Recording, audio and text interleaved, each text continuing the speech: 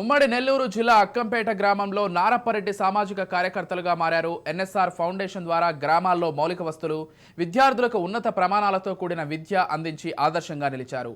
మనుబోలు అక్కంపేట గ్రామంలో ఓ సాధారణ రైతు కుటుంబంలో జన్మించిన నారప్ప కిరణ్ కుమార్ రెడ్డి స్వశక్తితో అంచెలంచెలుగా ఎదిగి సమాజానికి తన వంతు కృషి చేస్తున్నారు.